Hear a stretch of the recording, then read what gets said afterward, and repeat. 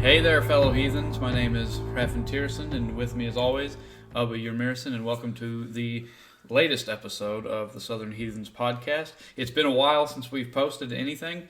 We've been doing some work on posting things on social media. I've been working on a brand new website. We have a brand new domain name, and now we're available on all the major platforms: Spotify, Apple Podcasts, Google Podcasts, Amazon Music, you name it. We're available on them.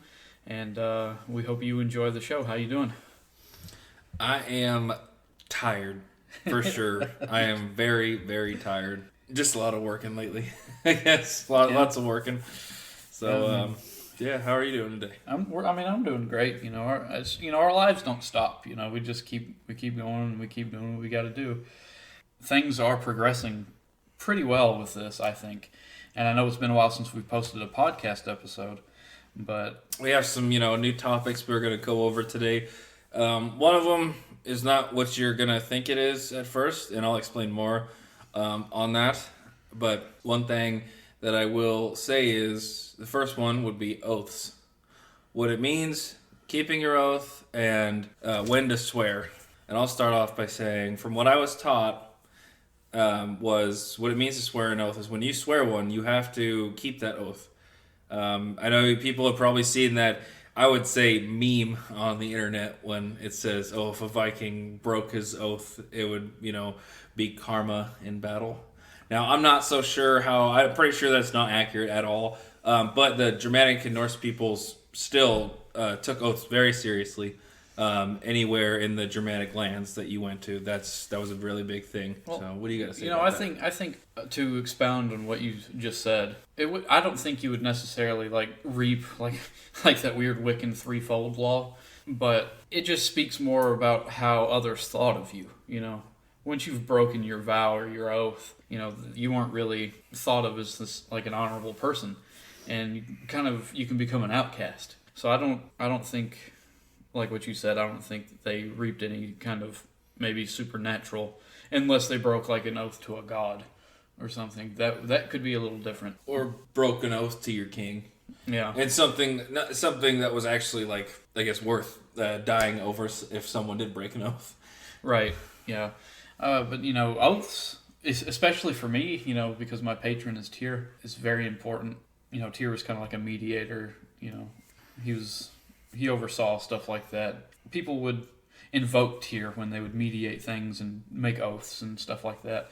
So that kind of thing is important to me, and keeping oaths is an honorable thing.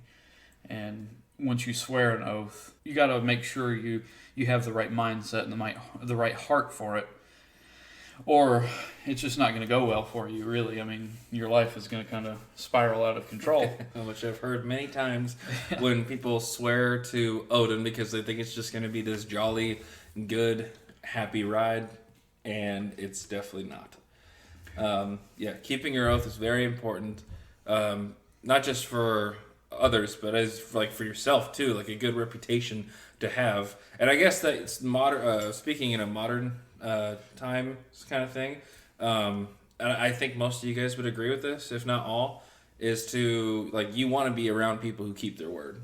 Right.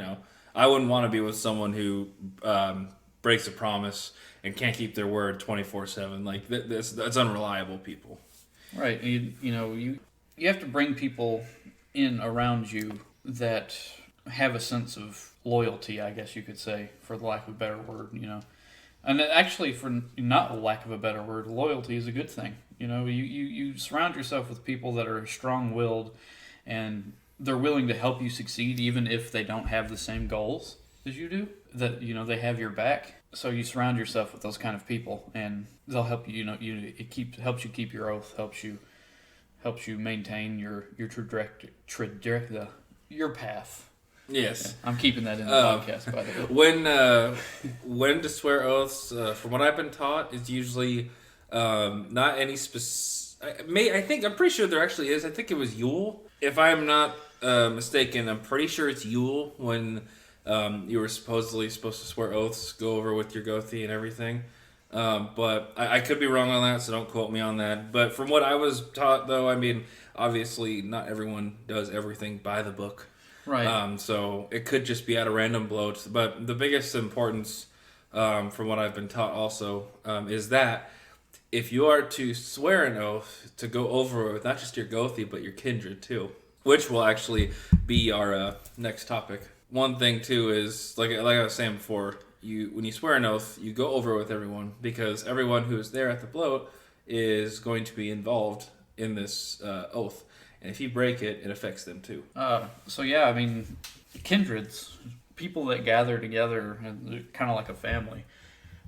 We had an email come in, and if you would just read that email. Yeah, I'll read the question. So the question, I'm not going to say their name, but the message was: what are some of the best ways to bring together a community of heathens and find gathering places that can be recognized by other members of the community, almost like a longhouse?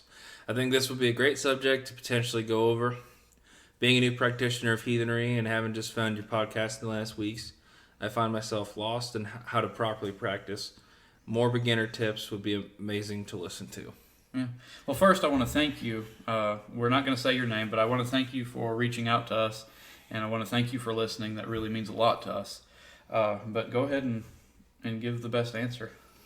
So when bringing together a whole community of heathens, and I guess this can just go for any kind of community. If you're in like a city league for basketball, or you're trying to have like a neighborhood watch or something, first things first, you want to at least get to know these people. Right. Just because they're heathens or pagans of any kind, that doesn't necessarily mean that A, that they're good people, or B, that they're reliable people too. Because this is a kindred / community.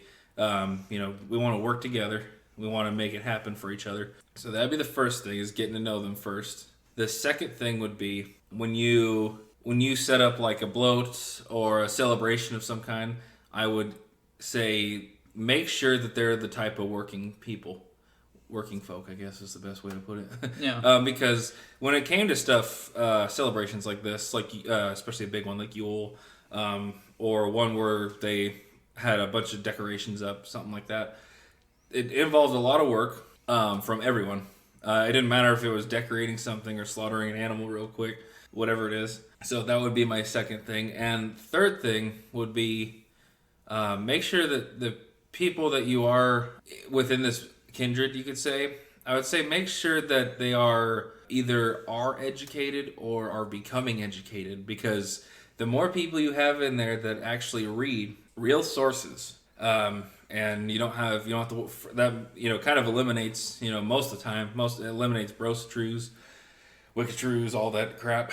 So Right. Yeah, go. And to jump in on that, this person's new, they said, to heathenry, so I would really recommend that they keep diving deep into the books and try their best to live their life according to the values of the gods, and not try to get tangled up in modern media and Hollywood cinema and all that, and like TV shows and stuff that depict certain aspects of the gods and the old ways, because it's for entertainment. It's not really accurate. And to really dive deep on what you see in the books and in the teachings, and like Ubba said, don't think everyone's your family. Just be careful in that aspect. And I noticed in the question, the person asked about being recognized.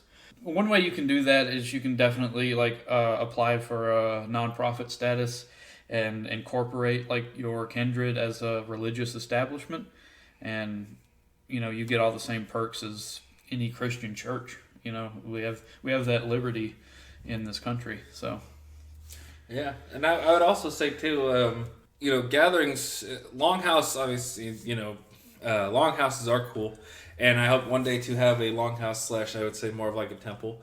But I would also say too, if you're looking to have a meeting spot for fellow heathens that you can trust and whatnot, and follow, or try your best to follow those 3 guidelines, and that is Be more open, like options wise, for a meeting spot. It doesn't have to necessarily be at a hall or something like that. I mean, if someone has one, okay, that's awesome. But it could be a waterfall, groves. Yeah, the hall can be definitely symbolic. It's just be a group of people. Yeah, and I mean, if you guys have read Tacitus's Germania, in there he records that the Germanic tribes, when they were doing sacrifices and whatnot and praying to the gods, it was out in the sacred groves. Right. I hope that answered the question to the best of our ability, at least. We're not perfect, but we're really honored that you asked the question and that you're listening to the podcast. So, and you can also email us too for more detailed responses as well. Right. Yeah, and we are setting up the new website, so people can still get a hold of us on Facebook, Instagram, and of course through email at thesouthernheathens@gmail.com. But other than that, the new website will have all the forms and stuff to contact us. That'd be really easy. It's going to be streamlined. Yeah. Also, I guess anyone else who is new to heathenry and is trying to start a kindred, I would also, I guess you could say in this instance, don't rush it. Being a solitary practitioner of heathenry or any form of paganism, right, it's not a bad thing. I think eventually people will need community, yes, but I also do think that they will need to go on their own first, because I think that once you can solidify yourself, it helps you surround yourself with like-minded people, and you're very sure of yourself and who you are. Right. So it makes it a lot easier. Yeah, you definitely set your path kind of, and it's never really set in stone, but you have a foundation and an understanding of where you are, where you're heading, who you are. I definitely agree with you there. So on to our next topic, and that is dedication to a god. Now, earlier I said something that it might sound like patron god, and it is not patron or matron. This is simply like an oath, but it's one that it's not like lifelong. It can be lifelong, but at the same time, it doesn't have to be. Some people just do a temporary dedication as a means to an end. Right. Okay, let's say, for example, one point we were going to put on there was, do they choose you, or is it the opposite? Honestly, the answer is neither. It can be both, if that makes any sense. Yeah, it can be neither or both. You're right. Either or, neither or both. It just depends. A god can speak to you anytime, anyway, for any reason. It's up to you to interpret what the god wants, first of all, unless by some miracle that they just outright speak to you. Yeah. I'm not sure if anybody's ever had that experience, but then there's several different things you can do to dedicate yourself to a god. Of course, if you believe it's a particular god, you need to research who that god is and what their values are, what they stand for, what they like. Because you're not going to dedicate yourself or do a dedication to a god and say do an offering that would be more akin to Freya, but do the offering to Heimdall or something. You need to know what you're doing first, because Heimdall's not going to like that, and then it's just not going to work. So you need to really know who you're dedicating to and what they like, because you want to do like an offering to them. Yeah. So on that too, I personally believe, like he was saying, obviously, as you know, I believe it goes either way, or neither or both, whatever the case. With that being said, I would say pay attention to signs if you guys got them, because that's usually a pretty simple sign. If it was the way of them choosing you, usually you could see signs like that. If not, let's say just read, right, and see. And also, if you are looking to make let's say a temporary dedication to a god because you want something. And something that's let's say it's material, you want a car, you want a $10,000 car, but you don't have the money right now, but you want to dedicate yourself to a god of wealth or something like that, Right. temporarily, and you make it known that it's temporary, it's not a lifelong thing. So I guess I've never done that before. I've never heard of people doing that. I'm just giving that example, really. Yeah. Well, I mean, I've done offerings to particular gods, and I guess it's kind of like the same thing. Like somebody's in need, so you do an offering to that god, and you're giving a part of yourself to them at that time. Especially if you do like a blood offering or something. You prick your finger and use a little bit of your blood, or something like that. Basically, just like a one-time ceremony or ritual. Just like it's different than actually going and saying an oath and dedicating your entire life to a god, and which you've done recently, and I'm going to do. It is different, and it's temporary, and it's not like a powerful binding contract, for lack of a better word. Yeah, and I think that's kind of what people need to understand, because it's not like selling your soul. That's such a like satanic thing, and we're not satanic because, well, that's a whole other thing. Yeah. But Y'all yes. holla, man. Yeah, y'all holla. Yeah. Now I recently dedicated my life to Odin, or as I like to call him by his Proto-Germanic name, or his Anglo-Saxon name, which is his Proto-Germanic would be Wodenaz, and Anglo-Saxon would be Woden. Right. So I did that. I'm not going to say how. All I am going to say though is, I guess you could say it's like a long time coming. I felt it was bound to happen anyways. Yeah. It almost happened before you moved here. Yeah, it was, but then I needed some time to really, really think this over. Yeah, it's a big commitment. And, yeah, it is. Life's been a roller coaster since. Yeah, but it's been worth it. Yeah, I've been watching the roller coaster from afar. Yeah. Yeah, but and I think people need to understand too. If you would akin a ritual or anything to anything in another religion, so it's kind of like a prayer. Almost, if you think about it. Yeah, because we do pray. Yeah, we do. And I want people to understand that when you do these things, nothing's going to fall into your lap. If anything, you'll be granted the opportunity to make yourself better. They're not going to do it for you. Or if you ask for more wealth, you'll be granted the opportunity to create more wealth, and the money's not just going to fall into your lap. Because that's just too easy. You can't, if you're not going to work for anything, you're useless. Yeah, it'd be different if you were asking for like, oh, hey, can we have a good raining season? Because that's something that's obviously absolutely out of your control. Right. There's nothing that you could possibly do to point up at the sky and say, you need to rain now. You need to rain now. Right. Something like that. Right. So, but yeah, I definitely have had experiences with that. There's been opportunities, pointed my way, and that's really, I guess, how it goes is, it's opportunity. That's it. For those minuscule things. But like I said, if you're asking for, lightning or something to come down, okay, then I'm not saying it does just happen, but at the same time, yeah, you get what I'm trying to say though. Yeah. And to tell a little story about what I kind of mean by that, when the last job I had, when I lost my job, I did ask for a little help. I was like, what am I going to do? And that same day, I got a phone call from another employer saying, "Hey, we need somebody. Are you willing to take this position?"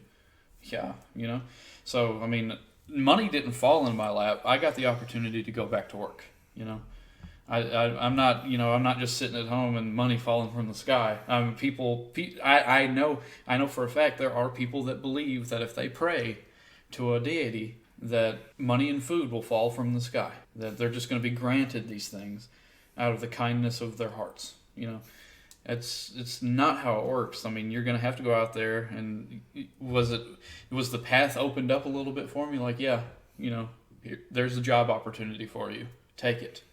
Because if I would have turned that down, then I would have been like, why didn't you help me? you turned down this job position that they just called you. That was your opportunity right there. So nothing's just going to fall into people's laps. You've got to understand that you'll be shown opportunities. You're not just going to be handed anything. But I like your analogy about the rain, because obviously, and I've done rain dances before and stuff like that. I've visited native tribes in like Texas and stuff. It was pretty neat. And, watching things like that is just so cool. Yeah. Oh, I wouldn't say I necessarily preyed on this, because I didn't. But one thing that I've been, trying to do, and not in an extreme way, because, mind you, I go to the gym, and I'm doing Olympic-style weightlifting. And I have a coach. I have program everything. But one thing I've been personally trying to do is lose a little bit of weight. Not, like I said, not too much. I don't really care on a specific number. But one thing I've always thought about was like, oh, well, everyone knows that obviously jogging on the treadmill is not the best thing, especially for a weightlifter. But either sprints or some form of like sports activity, like football, basketball, or soccer. Obviously, I can't really play football by myself. And soccer, well, I don't really know any fields around here. But basketball-wise, and not outside, because obviously we're in tornado season right now, so the weather could change at any moment. But inside, though... Actually, we're supposed to have several storms this week. Anyway, keep going. Man. Okay.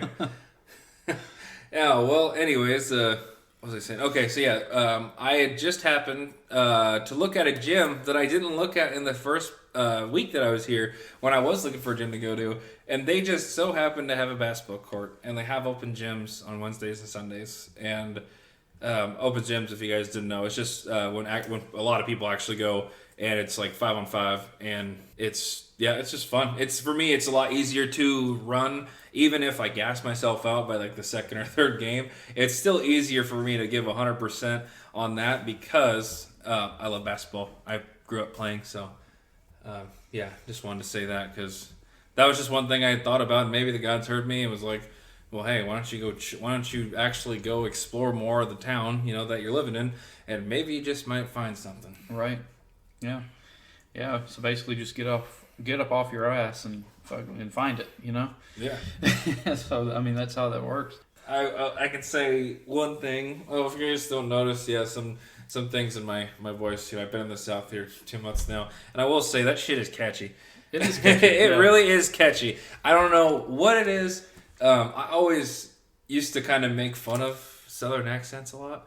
Yeah. But I catch myself saying some shit, and I don't even care now. I just kind of do it.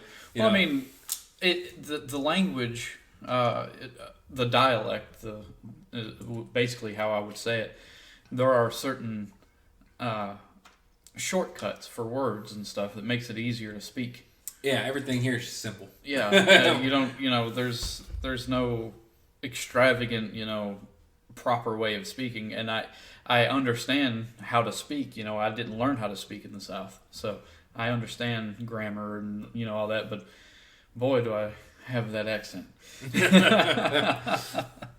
Yeah, I wouldn't be surprised, especially when I go back and visit in Washington, that they will definitely make fun of you. And that's fine. I don't really give a shit, to be honest, because I love living here. I love the South so far. One thing too, as we always say, guys, go outside. And I'll give you a little example today. Even though it technically wasn't all the way outside, it was still exploring.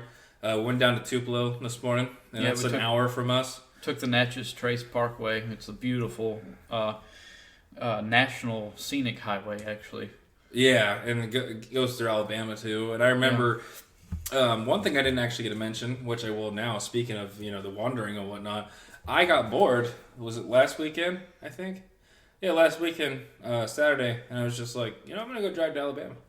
Right. He posted the pictures on the Southern Heathens page. I did not. Oh, you didn't? I will today. Okay. And I went to a place called Rock Springs. It has some historical military significance too. Had something to do with General John Coffee. Yeah. And that place was gorgeous. It had a swamp in there. You could swim in there technically if you wanted it. There were signs all over that said you could if you got hot. The trail itself was only like 20 minutes, but super gorgeous. The highway, not just Trace Highway, is amazing. Yeah. It'll take you many places, and also on the way there, you go over a bridge that's over the Tennessee River. Right. And that was beautiful. Yeah. On our way to Tupelo, we should have gotten pictures of those yellow fields. Yeah. Man, that would have been great to share with the listeners.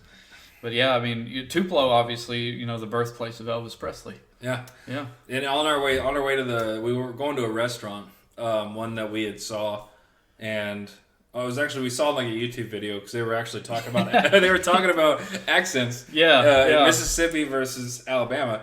And we saw the name of the restaurant. We figured, we'll just go there one day, and that was really good chicken, mashed potatoes, and corn.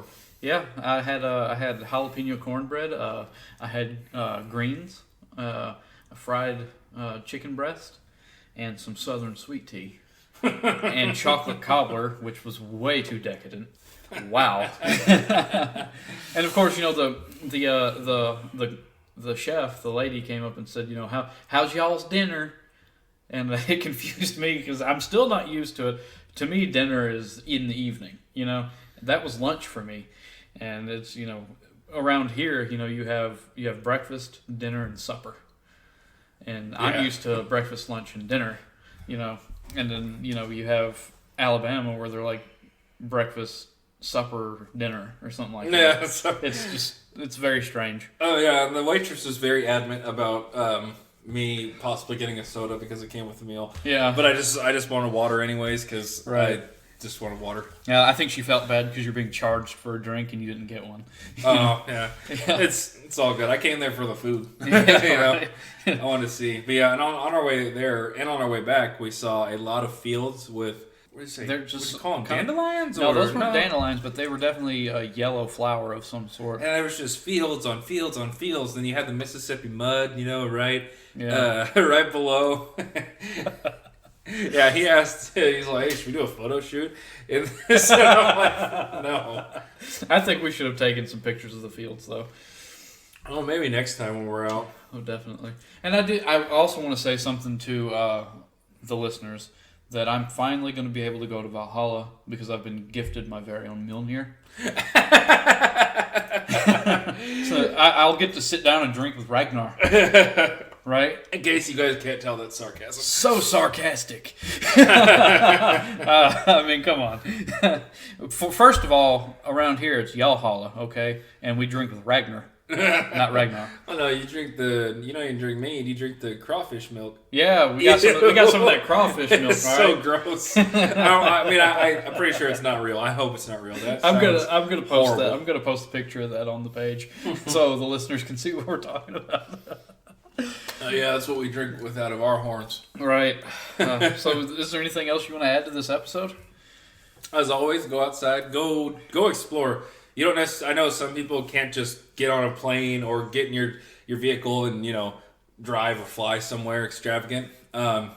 Honestly, who cares? Yeah. Go out and walk somewhere. Yeah, because all we have to do is walk a minute and a half out into the ravine out back, and it's a completely different world.